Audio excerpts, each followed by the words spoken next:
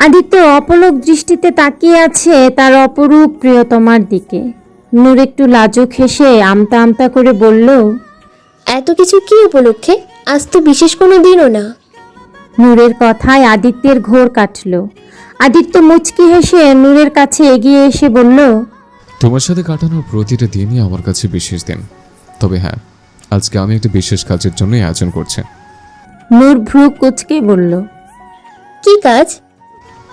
আজ আমি সে আসল কাজটা করব যেটা তুমি একবার করতে বলেছিলে। তোমার ভাষ্য মতে এই আসল কাজটা না করলে নাকি বর বউ খেলা হয় না।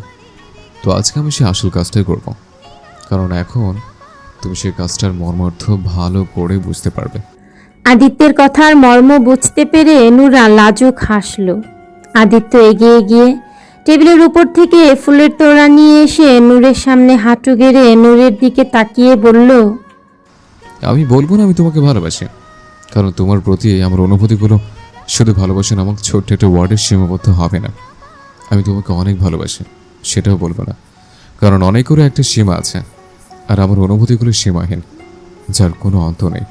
শুধু বলবো, নিঃশ্বাসের প্রয়োজনে তোমাকে চাই, বেঁচে থাকার প্রয়োজনে তোমাকে চাই, তোমাকে চাই প্রতিটা মুহূর্তে। চোখ খুললে তোমাকে চাই, চোখ বন্ধ করলে তোমাকে চাই, সুখে তোমাকে চাই, দুঃখে তোমাকে চাই। তোমার সাথে জীবনের সব কিছু শেয়ার করতে চাই, তোমার সাথে বুড়ো হতে চাই, মরণের সময় তোমার মুখটা দেখে মরতে চাই। তুমি আছো তো আমি আছি, তুমি ছাড়া আমি নিঃস্ব। আদিত্যের এমন হৃদয় নিংড়ানো আবেগপ্রবণ কথায় নূরের চোখে আনন্দের অশ্রু চলে এলো। নিজেকে আজ দুনিয়ার সবচেয়ে ভাগ্যবতী মনে হচ্ছে ওর। ছোটবেলায় শুধু ফেইরি টেলের গল্প শুনতো ও, তবে আজ নিজের জীবনটাই যেন ফেইরি টেল হয়ে গেছে। নূর ভাষা হারিয়ে ফেলেছে, তবুও নিজেকে একটু সামলে নিয়ে মুচকি হেসে বলল, যাই বলো, আসল কাজটা তো তুমি করলেই না। আদিত্য হালকা হেসে বলে উঠল, okay my angel, as your wish. So Mrs Aditya, I love you, I love you, I love you.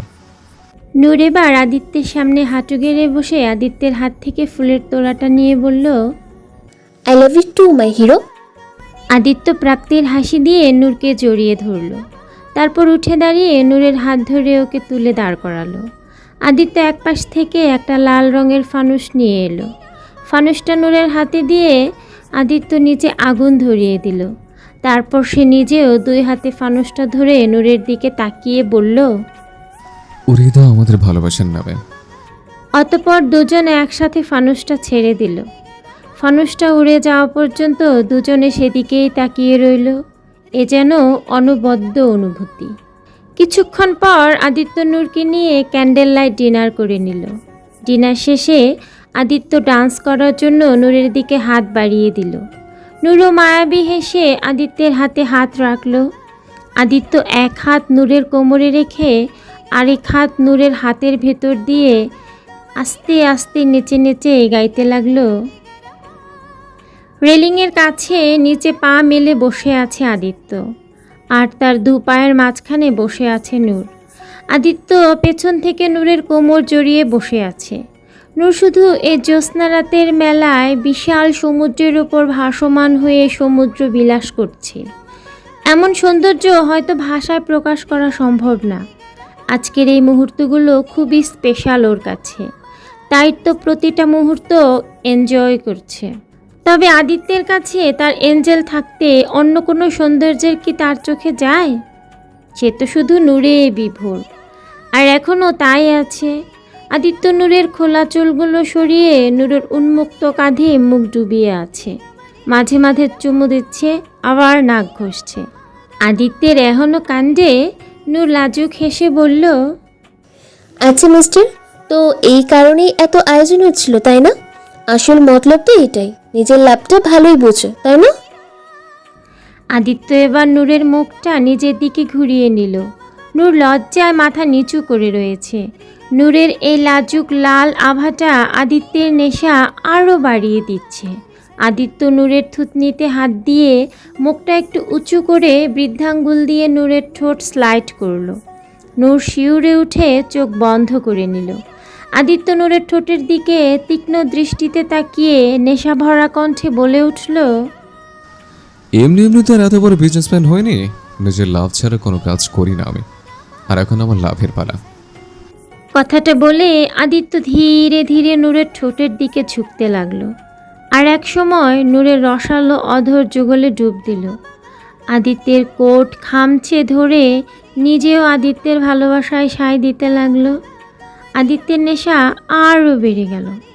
Aditya চুমু খেতে খেতে নূরকে পাজা কোলে তুলে নিল। কোলে নিয়ে ওভাবেই কেবিনে চলে এলো। কেবিনে এসে পা দিয়ে ঠেলে ঠাস করে দরজা লাগিয়ে দিল। আর ওরা চলল ওদের সুখের রাজ্যে। আরও একটা মধুর সকালের আগমন ঘটল আদিত্য আর নূরের জীবনে। আদিত্য চোখ খুলে রোজকার মতো তার এঞ্জেলকে তার খোলা বুকে পেল। প্রতিদিন সকালের এই মুহূর্তটা আদিত্যের কাছে অনেক স্পেশাল। চোখ খুলে যখন তার বউকে এভাবে তার বুক জমিনে ঘুমিয়ে থাকতে দেখে, তখন রাজ্যের প্রশান্তি এসে আদিত্যের মন প্রাণ জুড়িয়ে দেয়। নিজেকে তখন দুনিয়ার সবচেয়ে সুখী ব্যক্তি মনে হয়। দুনিয়ায় অন্য কিছুতেই বোধহয় এতটা প্রশান্তি পায় না আদিত্য।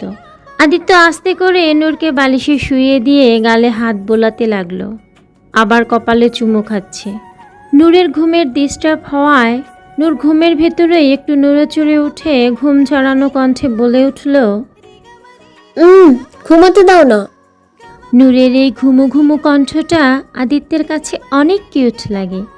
আদিত্য নূরকে একটু জ্বালানোর জন্য আরও বেশি করে নূরের মুখে গলায় চুমু খেতে লাগলো। নূর বিরক্ত হয়ে এবার গায়ের চাদরটা দিয়ে নিজের মাথা ঢেকে ফেলল। আদিত্য দুষ্টুমি করে চাদরের ভেতর ঢুকে নূরকে জ্বালাতে লাগলো। নূরকে কাতুকুতু দিতেই নূর খিলখিল করে হেসে উঠল। অগত্যা নূরেরও ঘুম ভেঙে গেল। আদিত্য নূরের গালে হাত বুলিয়ে কপালে চুমু খেয়ে বলল, এখন তো উঠতে হবে আঞ্চল, অনেক ভালো হয়ে গেছে। আমাদের রিসোর্টে ফিরতে হবে, সবে অপেক্ষা করছে হয়তো। নূর মাথা ঝাঁকিয়ে বলল, আচ্ছা ঠিক আছে, কিন্তু এখানে শাওয়ার নেব কোথায়? এখন শুধু চেঞ্জ করো না, রিসোর্টে গিয়ে শাওয়ার নিও। ঠিক আছে। দুজনেই চেঞ্জ করে একটু পরে রিসোর্টের উদ্দেশ্যে রওনা দিল। রিসোর্টের ভেতরে আসতেই দেখলো বাকি সবাই রিসেপশন এরিয়ায় সোফায় বসে আছে। আদিত্য নূরকে নিয়ে ওদের কাছে এসে বলল, কি রে, তোরা এখানে বসে আছিস কেন? আবির তাচ্ছিল্যের সরে বলল, আইছেন আপনারা? রঙ্গলীলা শেষ হয়েছে আপনাদের? আরে ভাই, রঙ্গলীলা করবে ঠিক আছে, আমাদের বলে তো যাবে।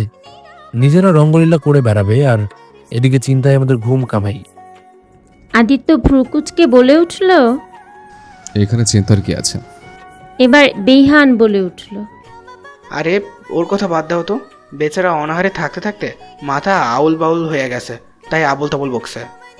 আদিত্য হেসে দিয়ে বলল, আচ্ছা তোরা বস, আমি ফ্রেশ হয়ে আসছি, তারপর একসাথে নাস্তা করব। আচ্ছা যা। আজকে ওরা পাথরঘাটা সহ আরও বিভিন্ন কিছু জায়গায় ঘুরে দেখল। সারাদিন ঘোরাঘুরি শেষে সবাই রিসোর্টে এসে ডিনার করে রিসোর্টের সামনের এরিয়ায় একটা খোলা জায়গায় বসে আছে। মেয়েরা এক জায়গায় বসে নিজেদের মতো কথাবার্তা বলছে। এই সুযোগে আবির আদিত্য আর বিহানের উদ্দেশ্যে বলল, ভাই জানো, এখানে পাশেই একটা নতুন পাব খুলেছে, শুনেছি অনেক ভালো। চলো না আজকে যাই আমরা। আদিত্য কপাল কুঁচকে বলল, পাগল হয়ে গেছিস? মেয়েদের এইভাবে রেখে যাওয়া যাবে? আরে তাতে কি হয়েছে, ওরা তো রুমেই থাকবে, দরকার হলে সবাই না হয় এক রুমেই থাকবে। প্লিজ ভাইয়া চলো না, এই একটা আবদার পূরণ করো আমার, প্লিজ প্লিজ প্লিজ। দেখ, জেদ করিস না, যেতে হলে বিহানকে নিয়ে যা। আমি নূরকে এভাবে একা রেখে যে শান্তি পাবো না। আবির এবার রাগ দেখিয়ে বলল, ধ্যাত, আমার কথা একটু রাখো না তোমরা, আমার এখানে আসাই ভুল হয়েছে, আর কখনো কোথাও যাব না তোমাদের সাথে। কথাটা বলে আবির রাগ করে ওখান থেকে উঠে গেল। বিহান আদিত্যের উদ্দেশ্যে বলে উঠল, বেচারা বোধহয় এইবার হাসাই রাগ করছে, চল না জায়গা, কিছুক্ষণ থাইক্কা না হয় চইলা মনে। আদিত্য একটু চিন্তিত সরে বলল, কিন্তু ওদের এইভাবে একা রেখে যাওয়াটা আমার কাছে মন টানছে না। আরে কিছু হইব না, সবাই তো রুমে থাকবো, আর আমরাও বেশি দেরি করবো না, কিছুক্ষণ থাইক্কা চলে আমনে। আদিত্য একটা দীর্ঘশ্বাস ছেড়ে বলল, ঠিক আছে চল, কি আর করার। আমি রুমে গিয়ে নূরকে বলি রেডি হয়ে আছে। আমরাও যাই। অতঃপর আদিত্য নূরকে নিয়ে রুমে এসে নূরকে সব খুলে বলল। নূরও খুশি খুশি আদিত্যকে যেতে বলল। আদিত্য বারবার করে নূরকে বলছে তারা যেন একসাথেই থাকে আর রুমেই থাকে, আর তারা না আসা পর্যন্ত যেন কোথাও না যায়। নূর মাথা ঝাঁকিয়ে সায় জানালো। একটু পরে আদিত্য, আবির আর বিহান রেডি হয়ে বেরিয়ে গেল, আর মেয়েরা সবাই রুমে বসে কথাবার্তা বলছে। আয়াত বলে উঠল, ভাবি, ছেলেরা বাইরে গিয়ে আড্ডা দিচ্ছে, আর আমরা এখানে রুমে বসে বসে বোর হব কেন? চলো আমরাও আড্ডা দিই। শুনেছি এখানে একটুখানি দূরেই নাকি একটা মেলা হচ্ছে। এখানকার স্থানীয় লোকেরা মিলে পর্যটকদের জন্য এই মেলার আয়োজন করেছে। চলো না আমরা ঘুরে আসি, অনেক মজা হবে। নূর বলে উঠল। আরে না না, কি বলো, ওরা কেউ নেই। আমরা মেয়ে মানুষ এভাবে একা একা বাইরে যাওয়া ঠিক হবে না। এমনিতেও আদিত্য বারবার বলে গেছে আমরা যেন বাইরে কোথাও না যাই। নীলা বলল, আরে কিছু হবে না আপু, চলো না। ওরা ফিরে আসার আগেই আমরা চলে আসবো। চলো না আপু, প্লিজ প্লিজ প্লিজ। নীলা আর আয়াত মিলে নূরকে চেপে ধরল। ওদের চাপে পড়ে অগত্যা নূরকে রাজি হতে হলো। নূর বলে উঠল, ওকে ওকে ঠিক আছে, তবে শুধু অল্প সময়ের জন্য, বেশি দেরি করা যাবে না। আদিত্য জানতে পারলে কিন্তু রাগ করবে। আচ্ছা আচ্ছা ঠিক আছে, এখন চলো যাই। অতঃপর ওরা তিনজন রেডি হয়ে বের হলো। মেলাটা বিচের কাছাকাছিই হচ্ছে, তাই ওরা হেঁটেই গেল। মেলায় এসে ঘুরে ঘুরে সব দেখতে লাগলো। মেলাটা সত্যিই অসাধারণ ছিল। এখানে হরেক রকমের জিনিস পাওয়া যায়।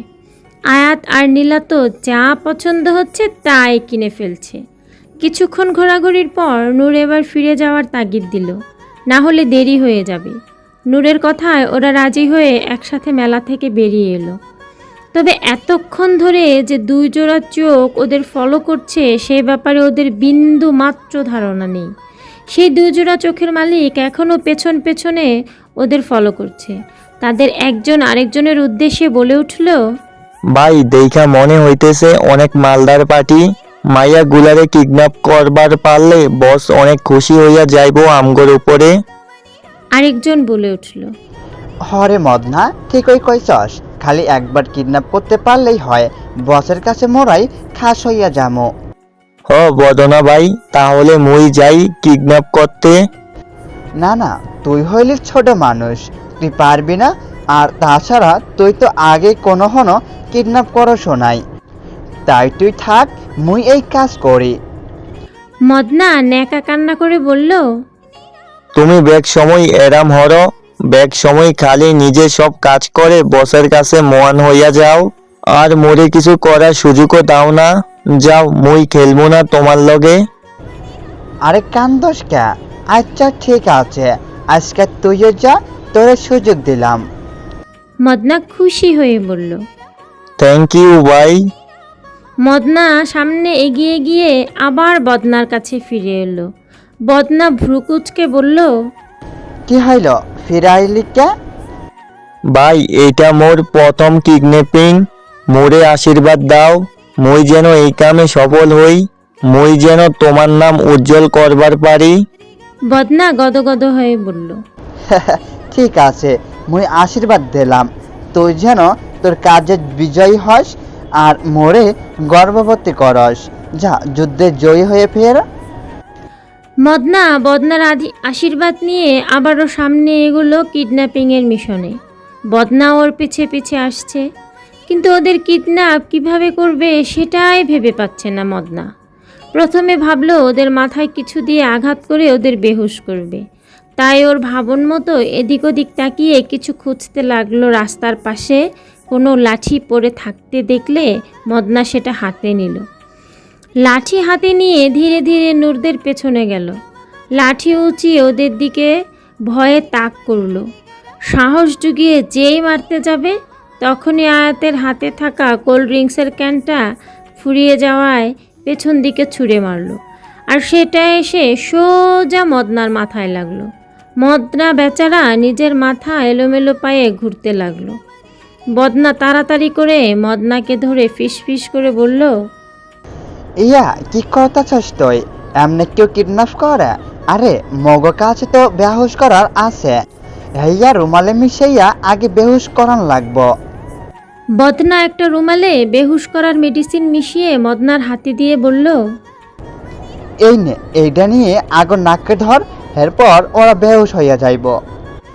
মদনা রুমালটা হাতে নিয়ে নিজের মাথার ঘাম মুছতে লাগলো। রুমালের মেডিসিনের গন্ধে মদনার মাথা কেমন যেন ঘুরে উঠল। মদনা আবারও ধমক দিয়ে বলল, আরে তোর মুখে ধরছস কেন গাধা? তোর দিয়ে কিছুই হইব না।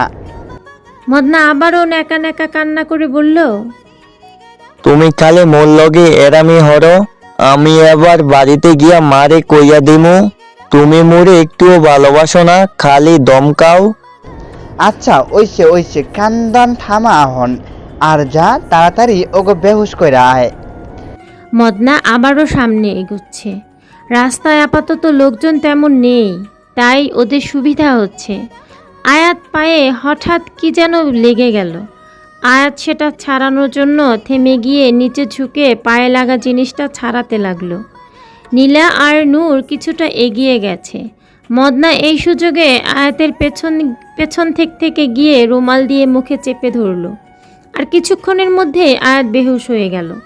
মদনা আর বদনা গিয়ে এবার নূরকে আর নীলাকেও একইভাবে বেহুশ করে ফেলল। মদনা ওদের বেহুশ করে খুশিতে লাফিয়ে উঠে বলল, ওরে মোর খোদা, মুই মোর জীবনে প্রথম কিডন্যাপিং এ সফল হইছি, মোর যে কি খুশি লাগতেছে। বদনা বলে উঠল। ও মানো চিল্লাও কেন? হেউ আইয়া পড়ব, জলদি হারো। তারপর একটা গাড়িতে ওদের উঠিয়ে নিয়ে গেল। ঘণ্টাখানিক পর আদিত্যরা রিসর্টে ফিরল। আদিত্যের রুমে সবার থাকার কথা, তাই সবাই আদিত্যের রুমেই প্রথমে প্রবেশ করলো। দরজায় এসে নক করলো আদিত্য, তবে ভেতর থেকে কোনো সাড়া শব্দ এলো না। আদিত্য ভাবলো ওরা হয়তো ঘুমিয়ে পড়েছে, তাই আদিত্যের কাছে থাকা ডুপ্লিকেট চাবি দিয়ে দরজা খুলে ভেতরে ঢুকলো। কিন্তু ভেতরে কাউকে না দেখে চমকে গেল সবাই। সবাই মুখ চাওয়াচড়ি করতে লাগলো। আদিত্য ভ্রুকুচকে বলল, সবাই গেল কোথায়? বিহান বলে উঠল, কি জানি, চল আমাদের রুমগুলো চেক করি, হয়তো অন্য রুমে গেছে। সবাই তাড়াতাড়ি বেরিয়ে গিয়ে বিহান, আবির আর নীলার রুম চেক করলো, কিন্তু কোথাও কাউকে পেল না। ওদের নাম্বারে ফোন দিলে ফোনও বন্ধ পেল। আদিত্যের টেনশনে মাথা ফেটে যাচ্ছে। ওরা পুরো রিসোর্ট আর রিসোর্টের বাইরে চেক করলো, কিন্তু কোথাও কাউকে পেল না। সবারই এবার ভয় হতে লাগলো, না জানি কোথায় গেল সবগুলো। আবিরের প্রচুর অপরাধ বোধ হচ্ছে। আজ ও জেদ ধরে ওদের রেখে না গেলে এসব হতো না। নিজের ওপর নিজেরই খুব রাগ হচ্ছে ওর। আদিত্য এবার তাড়াতাড়ি করে রিসোর্টের সিকিউরিটি রুমে গেল। তারপর সিকিউরিটিদের সিসিটিভি ফুটেজ দেখতে লাগলো। সিকিউরিটিরা প্রথমে মানা করলেও আদিত্যের পরিচয় পেয়ে তখন সাথে সাথে রাজি হয়ে গেল। সিসিটিভি ফুটেজ চালু করলে ওরা দেখতে পেল মেয়েরা 3 জন 2 ঘন্টা আগে রিসোর্ট থেকে বেরিয়ে গেছে, এরপর আর ফেরেনি। এটা দেখে সবার টেনশনে সবার গলা শুকিয়ে এলো। এত রাতে কই গেল মেয়েগুলো? ওরা মেয়েদের খোঁজার জন্য রিসোর্টের বাইরে বেরিয়ে এলো। আরও 2 ঘন্টা পর মেয়েদের জ্ঞান ফিরে আসলো। মেয়েরা সবাই চোখ পিটপিট করে খুলে তাকাচ্ছে। মাথাটা কেমন জানি ভারী হয়ে আছে। চোখগুলো এদিক ওদিক তাকিয়ে বোঝার চেষ্টা করছে ওরা কোথায় আছে। ওরা দেখলো ওরা একটা সামুদ্রিক বড় নৌকার উপর বসে আছে। নৌকাটা ঘাটে বাঁধা আছে। আশেপাশে আরও অনেকগুলো নৌকা বাঁধা আছে। ওরা এবার নিজেদের দিকে তাকিয়ে দেখলো ওদের 3 জনকে 3টা চেয়ারে একসাথে বেঁধে রেখেছে। এসব দেখে নূর অনেক ভয় পেয়ে গেল। ওরা এখানে এভাবে কেন? তার মানে কেউ ওদের কিডন্যাপ করে এনেছে? কথাটা ভাবতেই ওর গলা শুকিয়ে এলো। তখনই 4-5 জন লোক ওদের সামনে এসে দাঁড়ালো। বদনা আর মদনাও ওদের ভেতরে আছে। মদনা ওদের দেখে আবালের মতো হেসে বলে উঠল, আরে আফারা, আপনি গোর জ্ঞান ফিরাইছে, যাক ভালোই হইল। এমন লন মিষ্টি খান। কথাটা বলে মদনা ওর হাতে থাকা মিষ্টির প্যাকেট থেকে একটা মিষ্টি আয়াতের মুখের সামনে ধরল। আয়াত মাথাটা পেছন দিকে সরিয়ে ভ্রুকুচকে বলল, কে আপনি আর কিসের মিষ্টি? মদনা বোকার মতো দাঁত বের করে বলল, আরে আপা, মই আজ প্রথম কিডন্যাপিং এ বনি করলাম, তাই এই খুশিতে মিষ্টি বিতরণ করতে আসি। আর আপনাগোর হাতেই তো মোর বনি হইল, তাই পয়লা মিষ্টি আপনারাই খান। কি, তার মানে আমাদের এখানে কিডন্যাপ করে আনা হয়েছে? ও তা নয় তো কি। নীলা হঠাৎ উচ্চ স্বরে চিল্লানি দিয়ে উঠল। নীলার চিল্লানিতে সব গুন্ডাগুলোর আত্মা বেরিয়ে আসার উপক্রম। বেচারা মদনা বুকে হাত দিয়ে বলে উঠল, ও মোর খোদা, বাঁচাও মোরে। কি হইল এইখানে? ও আপা, আপনি এমনি চিল্লান কেন? মোর মাছুম পরানটা তো এমনই বাইর হইয়া যাইতো, হইলে মোর বড় গুন্ডা হওয়ার স্বপ্ন কেমনে পূরণ হইতো। নীলা হাসি মুখে বলে উঠল, সরি, আসলে আমি না একটু বেশি এক্সাইটেড হয়ে গেছিলাম। আসলে আমার না অনেক দিনের স্বপ্ন ছিল কেউ আমাকে কিডন্যাপ করবে। আজ ফাইনালি আমার সেই স্বপ্ন পূরণ হয়েছে। ওয়াও, আমার যে কি খুশি লাগছে। নীলার কথায় সবাই তাজ্জব বনে গেল। কিডন্যাপ হওয়ারও কারো শখ থাকে তা আজ জানলো ওরা। কিডন্যাপারদের মধ্যে চান্দু নামে এক ব্যক্তি তার পাশের ব্যক্তিটার দিকে তাকিয়ে বলল, আজকাল কি কিডন্যাপ হওয়া শখের বিষয় হয়ে গেছে নাকি? আমি তো জানতামই না। চান্দুর কথা শুনে পাশের দুঃখ নামের ব্যক্তিটি তার অভ্যাস মতো নাকের পানি চোখের পানি এক করে জনম দুঃখী ভাব ধরে বলল, হইতে পারে ভাই, আমার মতো অভাগা কি আর এইসব জানবো? শখ তো আমারও ছিল ভাই, কত শখ ছিল বড় হয়ে কত বড় মানুষ হব। কিন্তু কি হইল, ছোটবেলায় আমার বাপ পাশের বাড়ির চুমকিরে লইয়া পালাইয়া গেল, আর সে শোকে আমার মা। লোকটির অসম্পূর্ণ কথা শুনে আয়াত আগ্রহ দেখিয়ে বলল, সেই শোকে কি আপনার মা মরে গেছে? লোকটি এবার কান্না থামিয়ে নর্মালভাবে বলল, না না, মরে নাই, সেই শোকে আমার মাও চুমকির জামাইয়ের লগে পালাইয়া গেছে। চান্দু বলে উঠল, আরে আপনারা ওর কথায় কান দিয়েন না, কোথায় কোথায় বালতি ভরে কান্না ওর জন্মের অভ্যাস। দুঃখু আবারও কাঁদতে কাঁদতে বলল, হ্যাঁ তুই তো কবি, তোরা কেউ আমার কষ্ট বুঝবি না। আমার মতো আমার কত কষ্ট জানোস? ছোটকালে বাবা মা সাইরা গেল, আর আমি ছোট মানুষ ভাই বোনরে পালার লাইগা এই ছোট ছোট হাতে চুরি করতাম।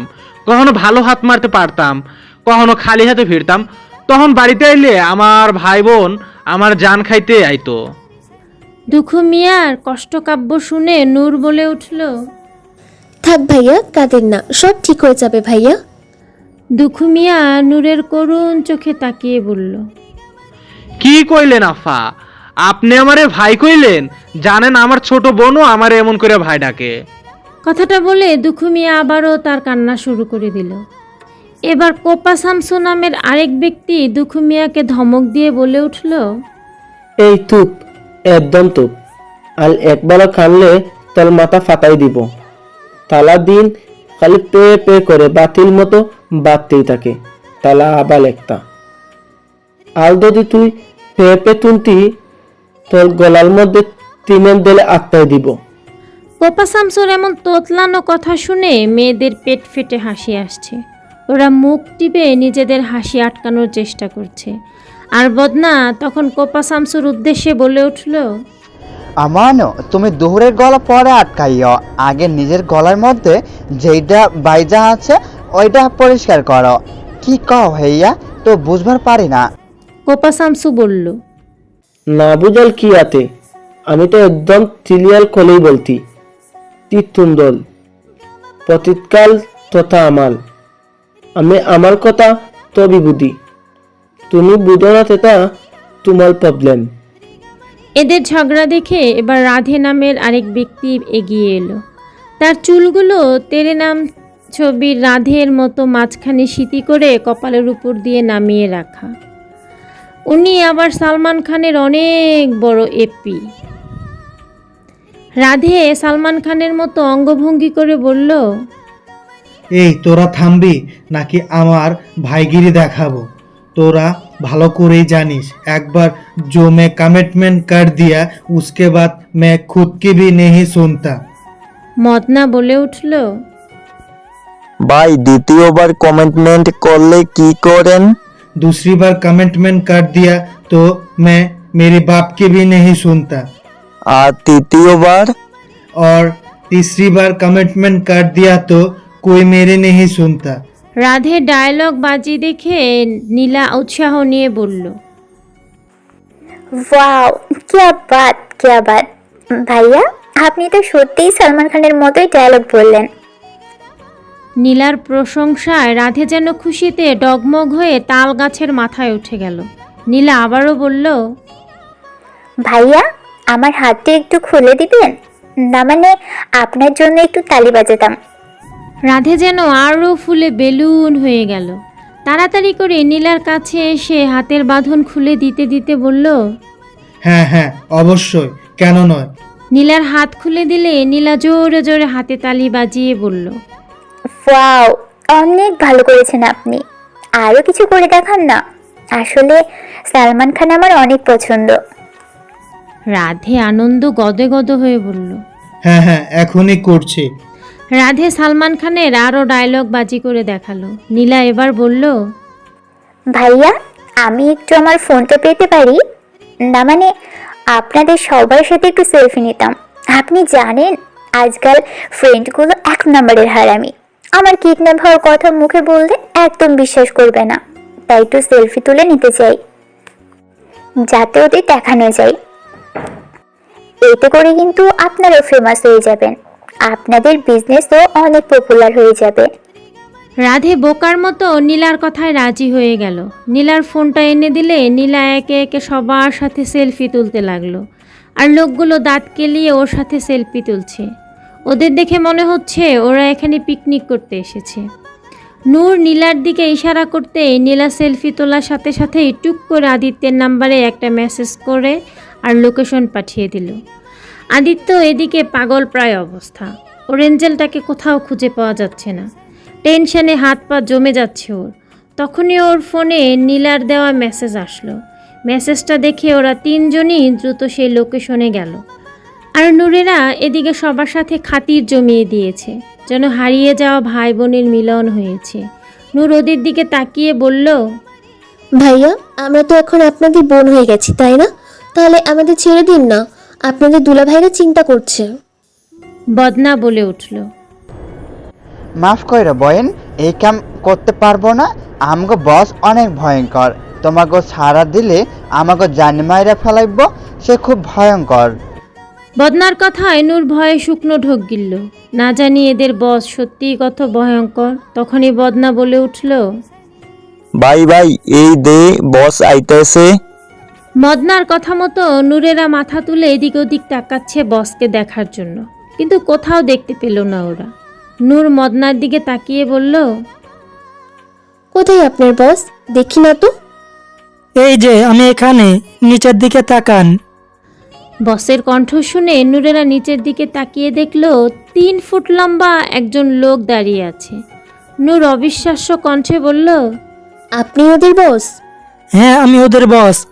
আমি হলাম দা ভয়ঙ্কর ছোট ডন। এবার আর নিজেদের হাসি আটকাতে পারছে না ওরা। 3 জনই অট্ট হাসিতে ফেটে পড়ল। হাসতে হাসতে একজন আরেকজনের গায়ে গড়িয়ে পড়ছে। লাইক সিরিয়াসলি, এটা আবার ডন?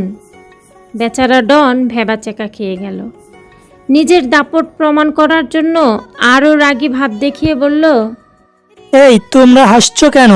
আমি কিন্তু সত্যি অনেক ভয়ঙ্কর। এই দেখো, আমার কাছে গান ও আছে। কথাটা বলেই বস্তার মতোই একটা পিচ্চি ডুপ্লিকেট গান বের করলো। সেটা দেখে ওদের হাসি থামার বদলে আরও বেড়ে গেল। হাসতে হাসতে দম বন্ধ হয়ে যাওয়ার উপক্রম। নীলা হাসতে হাসতে বলতে লাগলো, ব্যাস ব্যাস, আর বললেন না, মরে গেলাম হাসতে হাসতে। ডন বেচারা নিজের দাপট প্রমাণ করার জন্য আরও কিছু করতে লাগলো। তবে যত চেষ্টা করছে ওদের হাসি ততই বেড়ে যাচ্ছে। এবার বেচারা ডন কেঁদেই ফেলল। হাত পা ছড়িয়ে বাচ্চাদের মতো কাঁদতে কাঁদতে বলল, এমন করো কে? একটু ভয় পাও না আমারে? এক চিমটি তো ভয় পাও, প্লিজ প্লিজ। বেচারার কান্না দেখে ওরা অনেক কষ্টে নিজেদের মুখ চাপল। কিন্তু 5 সেকেন্ড যেতে না যেতেই আবারও ওরা অট্ট হাসিতে ফেটে পড়ল, যেন কেউ ওদের লাফিং গ্যাস দিয়ে দিয়েছে। তখনই ওখানে আদিত্য চলে এলো। নূরদের এভাবে হাসতে দেখে আর এখানকার পরিবেশ দেখে ওরা ভ্যাবাচাকা খেয়ে গেল। ওরা বুঝতে পারছে না ওদের কিডন্যাপ হয়েছে নাকি ওরা এখানে ফ্রেন্ডসদের সাথে আড্ডা দিচ্ছে।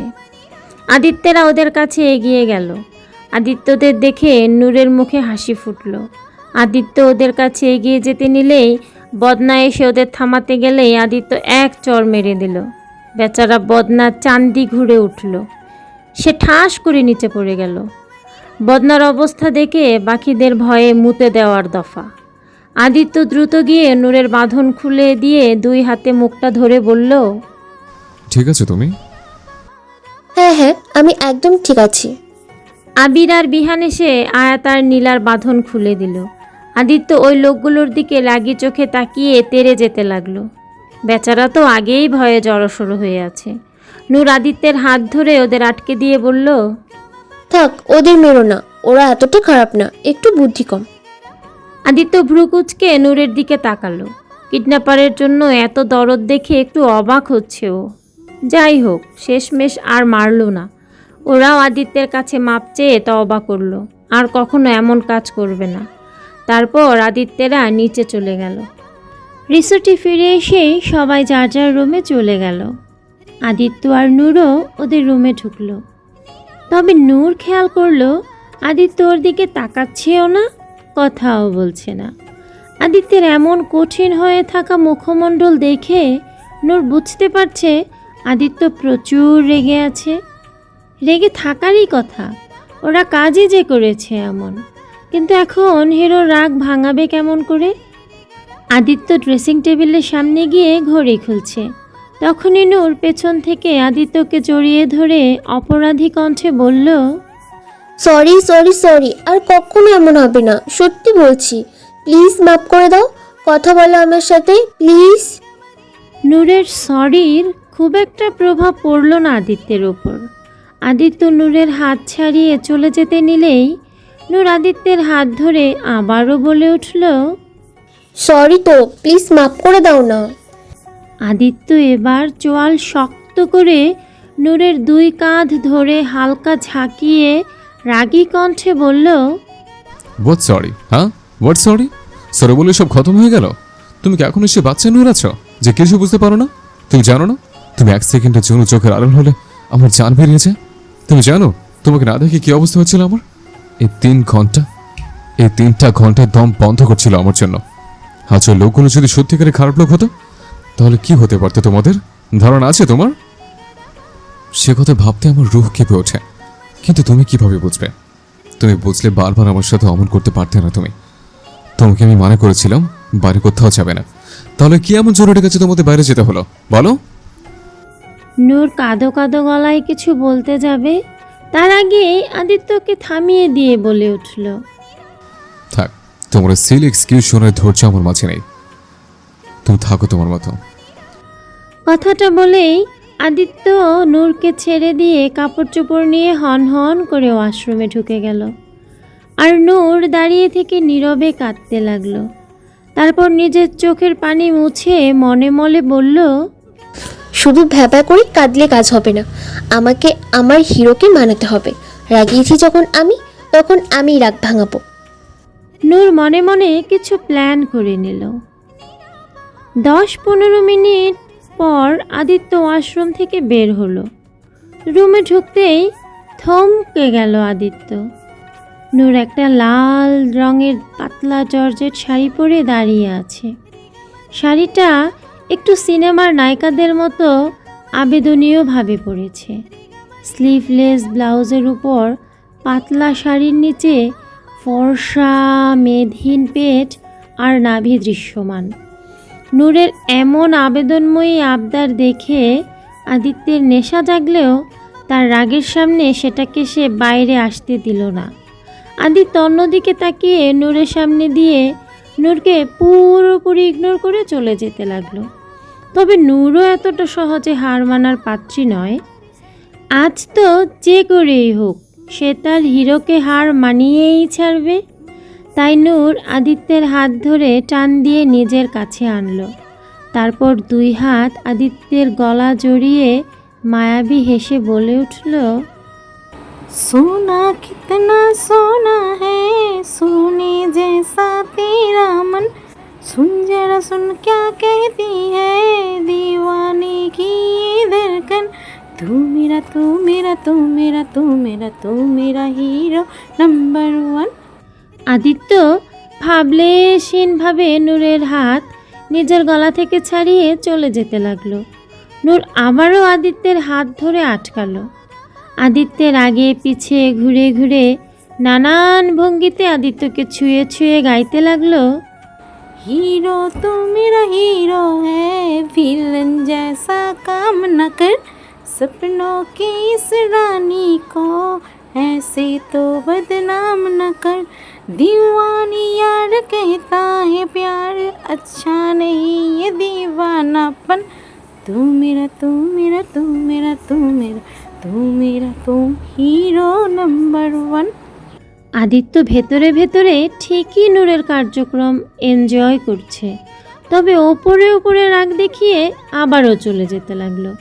নূর এবার আদিত্যকে ধাক্কা দিয়ে সোফায় বসিয়ে দিল, তারপর নিজে ওর কোলে বসে হাতের 2 আঙ্গুল দিয়ে আদিত্যের বুকের ওপর হাঁটার মতো করে কিছুটা আবেদনময়ী ভঙ্গিতে গেয়ে উঠল, अंदर कितनी गर्मी है बाहर कितनी सर्दी है तूने बेदर्दी मेरी हालत कैसी ये कर दी है उफ अंदर कितनी गर्मी है बाहर कितनी सर्दी है तूने बेदर्दी मेरी हालत कैसी कर दी है दिल में बसा ले अपना बना ले यूं ना बारा मेरी उलझन तू मेरा तू मेरा तू मेरा तू मेरा तू मेरा হিরো নাম্বার 1। আদিত্য আর রাগ দেখাতে পারল না, এবার নিজেও মুচকি হেসে নূরকে কোলে নিয়ে উঠে দাঁড়িয়ে ঘুরে ঘুরে গাইতে লাগলো, सोना कितना सोना है सोने जैसा तेरा मन सुन जरा सुन क्या कहती है दीवाने दिल की धड़कन मैं तेरा मैं तेरा मैं तेरा मैं तेरा मैं तेरा हीरो नंबर 1 मैं तेरा मैं तेरा मैं तेरा मैं तेरा मैं तेरा हीरो नंबर 1। গাইতে গাইতে আদিত্য নূরকে কোলে নিয়ে বিছানার দিকে এগোলো। নূর মুচকি হেসে আদিত্যের বুকে মুখ গুছল। আদিত্যেরা সবাই পরের দিন আবার ঢাকায় ব্যাক করল। ঢাকায় আসার 1 সপ্তাহ পার হয়ে গেছে, সবাই আবার যার যার লাইফে ব্যতিব্যস্ত হয়ে গেছে। নূর আর আদিত্যের লাইফ দেখতে গেলে ঠিকই আছে, তবে ইদানিং নূর একটা জিনিস খেয়াল করছে, আদিত্য আজকাল কেমন যেন বদলে গেছে। আজকাল অনেক দেরি করে বাসায় ফেরে, সকালেও অনেক সকাল সকাল অফিসে চলে যায়। নূরকে আজকাল বেশি সময়ই দেয় না আদিত্য, তবুও নূর এটা নিয়ে বেশি মন খারাপ করে না, কারণ ও বোঝে আদিত্য বড় বিজনেসম্যান। কাজের চাপ হয়তো একটু বেশি হয়ে গেছে, তাই হয়তো সময় দিতে পারে না। তবে আদিত্য সময় দিতে না পারলেও নূরের কেয়ারের কোনো কমতি রাখে না।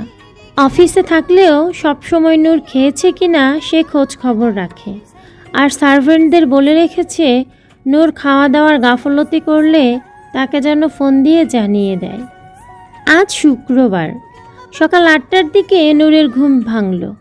নূর আর মোড়া ভেঙে চোখ খুলে তাকালো, তবে চোখ খুলে রোজকার মতো আদিত্যকে চোখের সামনে দেখতে না পেয়ে মুখটা মলিন হয়ে গেল নূরের। নূর উঠে বসে এদিক ওদিক তাকিয়ে দেখল, না, আদিত্য কোথাও নেই। তাহলে আদিত্য অফিসে চলে গেছে? কিন্তু আজ তো শুক্রবার, ছুটির দিন, তাহলে কোথায় গেল? নূর মলিন মুখে তাকাতেই ছোট টেবিলের উপর পেপার ওয়েটের নিচে একটা ছোট্ট চিরকুট দেখতে পেল। নূর চিরকুটটা হাতে নিয়ে দেখল আদিত্যের লেখা চিরকুট। আদিত্য লিখেছে, সরি অ্যাঞ্জেল, একটা জরুরি কাজের জন্য সকাল সকাল আসতে হয়েছে। আমি তোমাকে ডাকিনি, প্লিজ রাগ করো না, আর ফ্রেশ হয়ে খাবার খেয়ে নিও। আমি দুপুরে দেখি মিটিং শেষ করে চলে আসবো। নূর মুচকি হেসে চিরকুটটা ঠোঁটের ওপর চেপে ধরে চুমু খেলো। মনে মনে খুব খারাপ লাগছে ওর। ইস, একটু সকাল সকাল উঠলে হিরোকে দেখতে পেতাম। এত ঘুম কেন আমার চোখে? নূর প্রতিদিনই সকাল সকাল ওঠার জন্য অ্যালার্ম দিয়ে রাখে, তবে সে অ্যালার্ম কখনোই বাজে না। আর এর কারণ যে আদিত্য তাও জানে। আদিত্য রোজই ওর অগোচরে অ্যালার্ম বন্ধ করে দেয় যাতে নূরের ঘুম না ভাঙে, তাই নূরও সকাল সকাল উঠতে পারে না। আদিত্য ওর কত কেয়ার করে, আরও কত কিছুই করতে পারে ওর জন্য। এইসব ভাবতে ভাবতে নূর একটা দীর্ঘশ্বাস ছেড়ে উঠে ফ্রেশ হতে চলে গেল। দুপুরের দিকে নূর অধীর আগ্রহে বসে আছে ড্রয়িং রুমে। আদিত্য বলেছিল দুপুরের দিকে আসবে, তাই নূর অপেক্ষা করছে ওর জন্য। আদিত্য আসলে তারপর একসাথে খাবে, সে আশায় বসে আছে নূর। দুপুর 2টো বেজে গেল, তবুও আদিত্য এখনও আসছে না। নূর আদিত্যের খবর জানতে ওর নম্বরে ফোন দিল, তবে ফোন রিসিভ হলো না। নূরের একটু চিন্তা হচ্ছে। আদিত্য হাজার ব্যস্ততার মাঝেও সব সময় ওর ফোন রিসিভ করে, তাহলে আজ রিসিভ করলো না কেন? সব ঠিক আছে তো? এসব ভাবনায় নূরের কেমন অস্থির লাগতে শুরু করলো। দেখতে দেখতে 3টা বেজে গেল, তবুও আদিত্যের আসার নাম নেই। নূর আবারও ফোন দিল, কিন্তু এবারও ফোনটা রিসিভ হলো না। নূরের আরও চিন্তা হতে লাগলো। নূর ভাবলো একবার বিহানকে ফোন করে দেখা যাক ওরা কোথায় আছে। তখনই নূরের ফোনে আদিত্যের মেসেজ এলো। নূর দ্রুত মেসেজ ওপেন করে দেখলো সেখানে লেখা আছে, দুপুরের দিকে নূর অধীর আগ্রহে বসে আছে ড্রয়িং রুমে। আদিত্য বলেছিল দুপুরের দিকে আসবে, তাই নূর অপেক্ষা করছে ওর জন্য। আদিত্য আসলে তারপর একসাথে খাবে, সে আশায় বসে আছে নূর। দুপুর 2টো বেজে গেল, তবুও আদিত্য এখনও আসছে না। নূর আদিত্যের খবর জানতে ওর নম্বরে ফোন দিল, তবে ফোন রিসিভ হলো না। নূরের একটু চিন্তা হচ্ছে। আদিত্য হাজার ব্যস্ততার মাঝেও সব সময় ওর ফোন রিসিভ করে, তাহলে আজ রিসিভ করলো না কেন? সব ঠিক আছে তো? এসব ভাবনায় নূরের কেমন অস্থির লাগতে শুরু করলো। দেখতে দেখতে 3টা বেজে গেল, তবুও আদিত্যের আসার নাম নেই। নূর আবারও ফোন দিল, কিন্তু এবারও ফোনটা রিসিভ হলো না। নূরের আরও চিন্তা হতে লাগলো। নূর ভাবলো একবার বিহানকে ফোন করে দেখা যাক ওরা কোথায় আছে। তখনই নূরের ফোনে আদিত্যের মেসেজ এলো। নূর দ্রুত মেসেজ ওপেন করে দেখলো সেখানে লেখা আছে, সরি গেন অ্যাঞ্জেল, আসলে আমার কাজের চাপ বেশি, তাই আস্তে আস্তে রাত হয়ে যাবে। তুমি প্লিজ খেয়ে নিও, একদম না খেয়ে থাকবে না কিন্তু। আমি কিন্তু সেভেনদের কাছে খবর নেব, আর যদি শুনেছি তুমি খাওনি তাহলে কিন্তু তোমার না খাওয়ার শাস্তি ওরা পাবে। তো ওদের চাকরি বাঁচাতে হলেও তুমি টাইম মতো খেয়ে নেবে। ওকে, বাই। মেসেজটা পড়ে নূর একটু স্বস্তি পেলেও কিছুটা মন খারাপও হলো ওর। কত আশা নিয়ে বসেছিল আদিত্য আসলে একসাথে খাবে, কিন্তু সে তো আসবেই না। নূরের খাওয়ার ইচ্ছাটাই মরে গেল। তবুও আদিত্যের হুমকি অনুযায়ী বেচারা সার্ভেন্টদের চাকরি বাঁচাতে নূর অনিচ্ছুকভাবে অল্প করে কিছু খেয়ে নিল। এভাবে দেখতে দেখতে আরও 2টো সপ্তাহ কেটে গেল। আদিত্য এখন আগের চেয়ে আরও বেশি বদলে গেছে। আদিত্য এখন প্রায় নূরের ঘুম থেকে ওঠার আগেই চলে যায়। আবার রাতে ফিরতে ফিরতে নূর ঘুমিয়ে পড়ার পরে ফেরে। আজ একটা সপ্তাহ হলো আদিত্যকে সরাসরি দেখতে পায় না নূর। শুধু আদিত্যের খুলে রাখা কাপড় চোপড় দেখে বুঝতে পারে আদিত্য এসেছিল। নূর অনেক চেষ্টা করছে, রাতে অনেকক্ষণ জেগে থাকে আদিত্যের বাসায় ফেরার আশায়। তবুও একটা সময় অবাধ্য চোখজোড়া বন্ধ হয়ে আসে নূরের।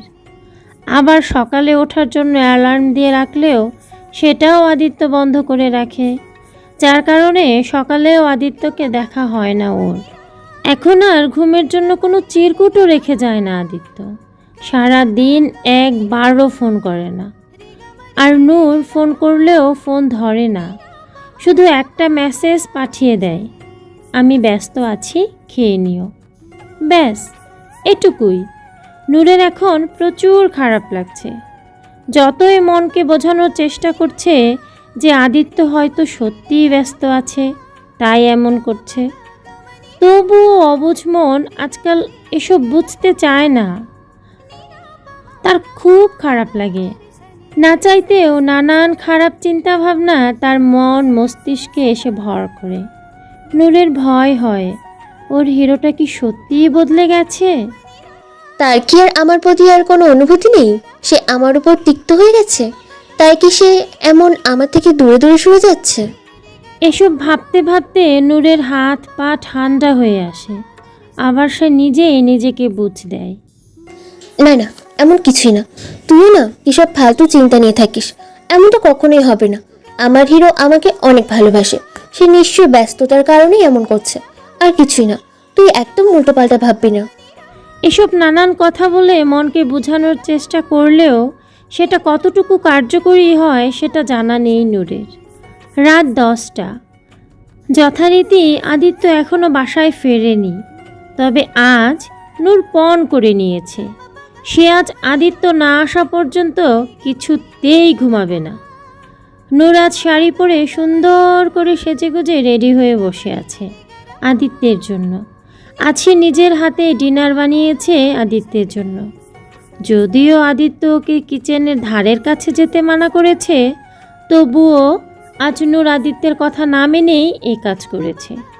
নূর টেবিলে সব খাবার সুন্দর করে সাজিয়ে রেখে ড্রয়িং রুমের সোফায় বসে আছে। আদিত্য আসলে তারপর একসাথে খাবে। নূর বসে বসে টিভি দেখছে আর বারবার চাকাচ্ছে যাতে ওর ঘুম না আসে। বসে থাকতে থাকতে 11টা বেজে গেল। আদিত্য এখনও আসলো না।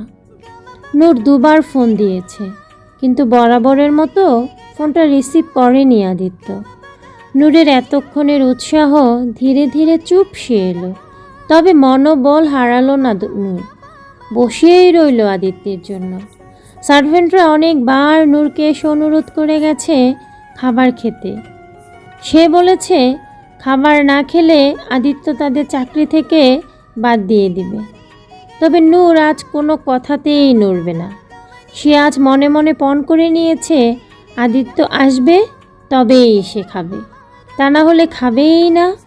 নূর সার্ভেন্টদের বলে দিয়েছে তারা যেন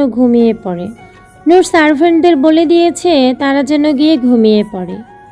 আর আবিরও কয়েকদিনের জন্য ঢাকার বাইরে গেছে একটা কাজে, তাই আপাতত সেও বাসায় নেই।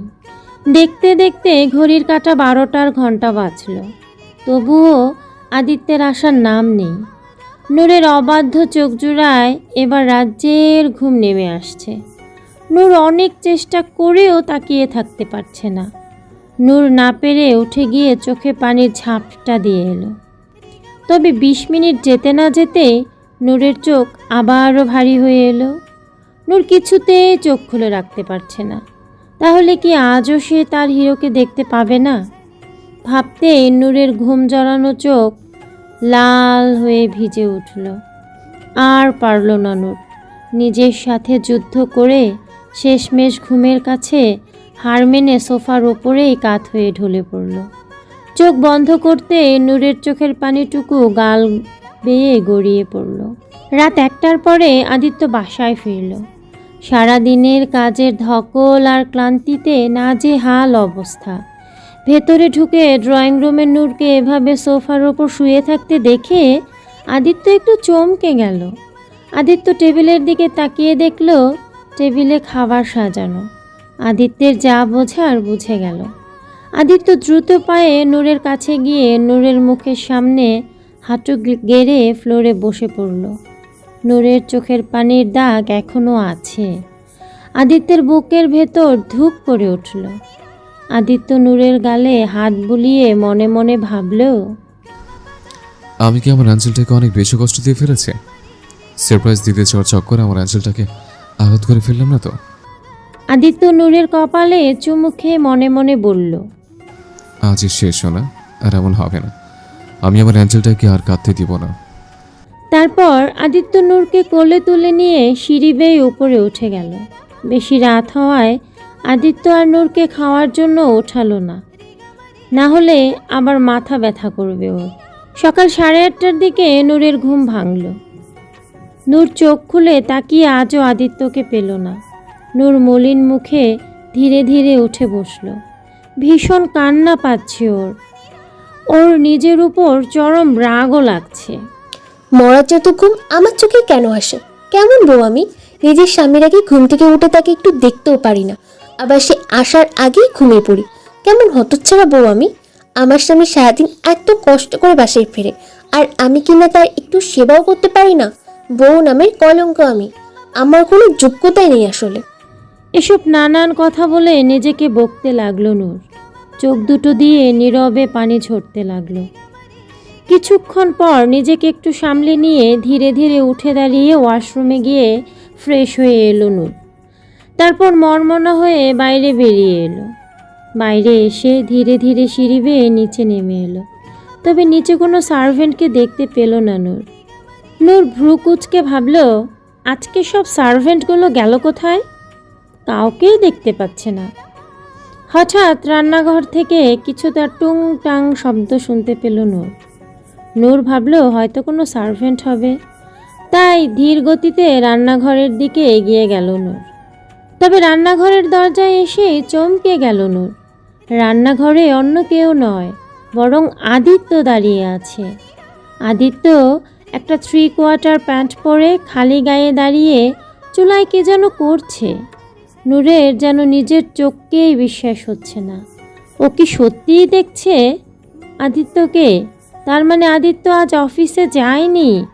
আজ এতদিন পরে আদিত্যকে দেখে আবেগে আপ্লুত হয়ে পড়ল নূর।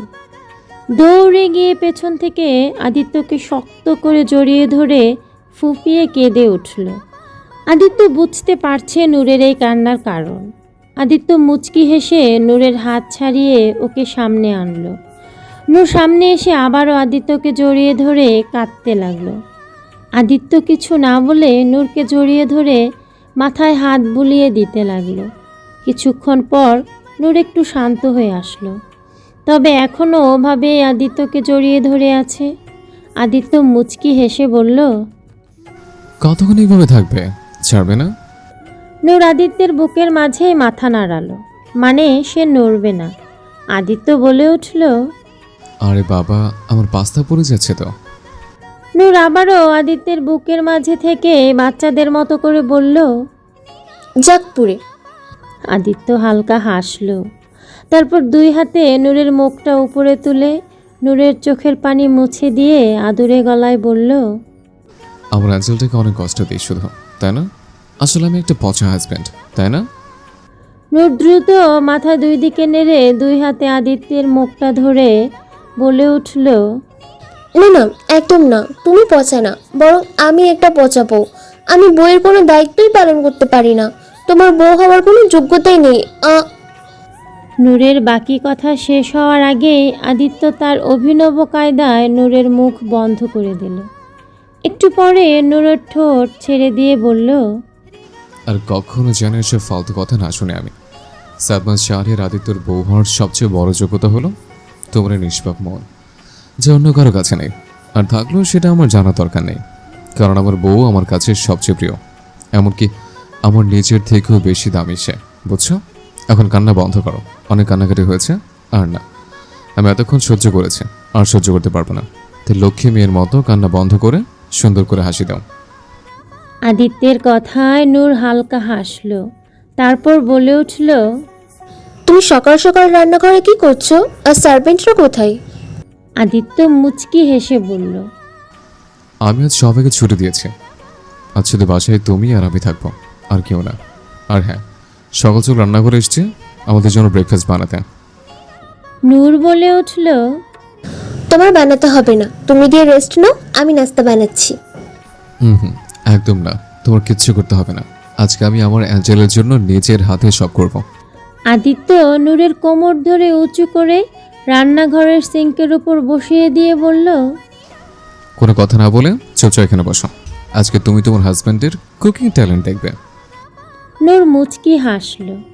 আদিত্য একটা কাঁটা চামচে ওর মাত্র রান্না করা পাস্তা থেকে 2 টুকরো পাস্তা চামচে গেথে নূরের মুখের সামনে ধরে বলল, খেয়ে দেখো তো কেমন হয়েছে।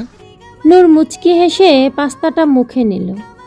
পাস্তা খেয়ে হাতের আঙ্গুলে ওয়াও এমন করে বুঝালো অনেক ভালো হয়েছে।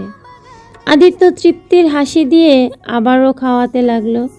খাওয়াতে গিয়ে হঠাৎ পাস্তার একটু ঝোল নূরের থুতনি আর গলার নিচে পড়ল।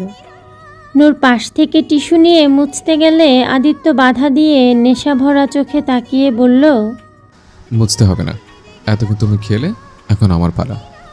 কথাটা বলে আদিত্য নূরের থুতনি আর গলার নিচের অংশে লেগে থাকা ঝোলটুকু জিহব্বা দিয়ে লেহন করে নিল। নূর শিহরণে আদিত্যের চুল খামচে ধরল। আদিত্য নূরের গলায় চুমু খেতে খেতে কানের কাছে এসে লো ভয়েসে বলল, মনে হচ্ছে এইটুকুতে ক্ষুধা মিটবে না, খিদে আরো বেড়ে যাচ্ছে। কথাটা বলে আদিত্য নূরকে কোলে তুলে নিল। তারপর নূরকে কোলে নিয়ে বেডরুমের দিকে এগোলো, আর নূর সব সময়ের মতো আদিত্যের বুকে মুখ গুছল। আজ সারাদিন নূরের অনেক ভালো কাটলো। আজ কতদিন পর আদিত্য ওকে সময় দিচ্ছে। সারাদিন আদিত্য বাসায় আছে। নূরকে নিজের হাতে খাইয়ে দেওয়া, ওকে নিয়ে গল্প করা, ওকে নিজের হাতে রেডি করা, সবই করেছে আদিত্য। বিকাল 4টার দিকে আদিত্য নূরকে নিয়ে বের হয়েছে। নূর জিজ্ঞেস করলে বলেছে ওর জন্য নাকি সারপ্রাইজ আছে। তাই নূরও আর কিছু বলেনি। এতদিন পর আদিত্যকে পাচ্ছে, এটাই তো অনেক। আদিত্য নূরকে নিয়ে একটা নতুন নির্মিত ভবনের সামনে এলো। নূর দেখল ভবনের সামনে আরও অনেক লোক দাঁড়িয়ে আছে। ভবনের গেটের সামনে ফিতা টানানো আর ফুল দিয়ে সাজানো, যেমনটা কোনো জিনিসের উদ্বোধনের সময় হয়। আদিত্য নূরকে নিয়ে ওখানে এসে দাঁড়াতেই সবাই তাকে সালাম দিতে লাগলো। নূর বুঝতে পারল এরা আদিত্যের স্টাফ। কিছুক্ষণ পর আদিত্য নূরের হাতে কেচি ধরিয়ে দিয়ে বলল, নাও ফিতাটা কাটো। নূর একটু অবাক হয়ে বলল, আমি?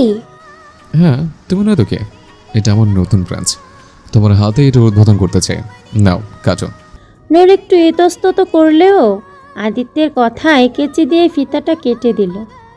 ফিতা কাটতে সবাই হাতে তালি বাজালো।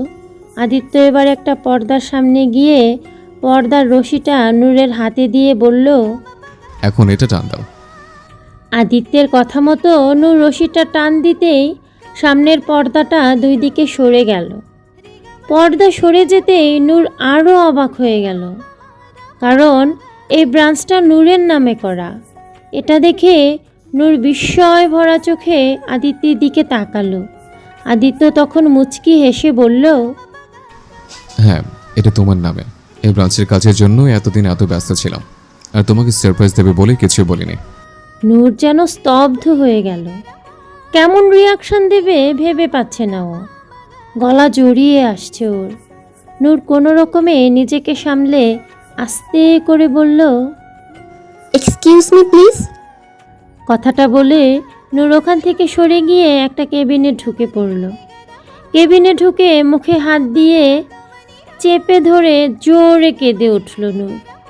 আদিত্য দ্রুত নূরের পেছনে ছুটল।